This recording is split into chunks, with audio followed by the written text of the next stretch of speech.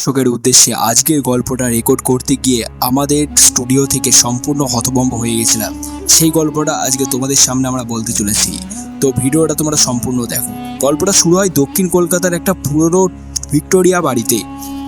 মালিক বয়স্ক মহিলা মীরা বসু, থাকেন একা।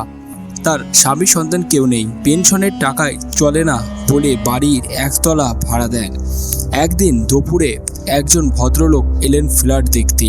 খুব শান্ত স্বভাবের, নাম অভিজিৎ পাল। তার চোখে চশমা, মুখে কম কথা। মীরা বললেন, আপনার পরিচিত কেউ আছে এখানে? অভিজিৎ বলল, না, একটু নিরিবিলি চাই, কাজ করি একা, লেখালেখির কাজ।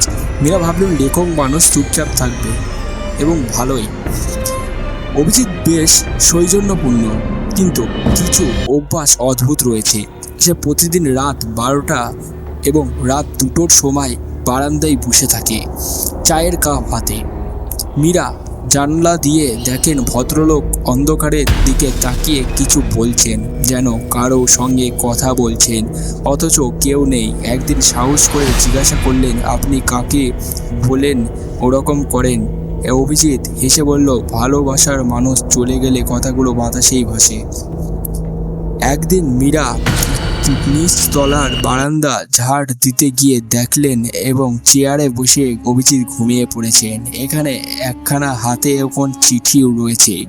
তিনি তুলে নিলে চিঠিটা হাতে, সাদা কাগজে শুধু একটা লাইন, এই ঘরের তো কেউ হাসতো, এরকম কিছু চিঠিতে লেখা রয়েছে।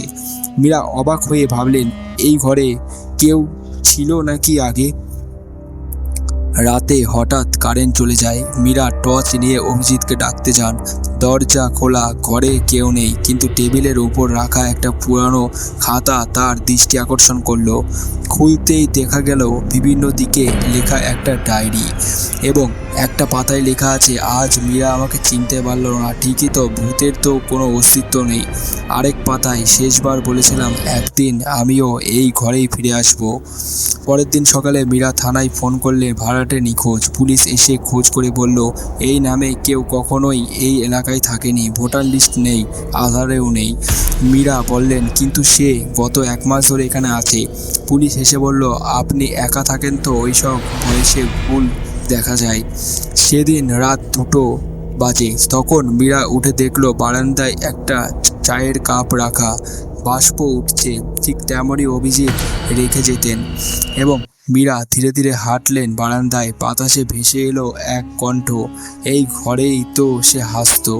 সব ভূত অতীত থেকে আসে না, কেউ কেউ বর্তমানেও থাকে, চুপচাপ মিশে যায় কারো একাকিত্বের মধ্যে। যদি আপনি কখনো নিঃশব্দে কাউকে নিজের পাশে অনুভব করেন, দেখে নেবেন হয়তো কেউ ফিরে এসেছে 1 কাপ চা রেখে যেতে। তো হ্যালো বন্ধুরা, আজকের এই ভূতের গল্পটা তোমাদের কেমন লাগলো অবশ্যই তোমরা কমেন্টে জানাবে। এরকমই মজাদার ইন্টারেস্টিং ছোট শর্ট স্টোরি গল্প শোনার জন্য আমাদের এই চ্যানেলটি অবশ্যই সাবস্ক্রাইব করে বেল আইকন বাজিয়ে রাখো। Thank you for watching this video.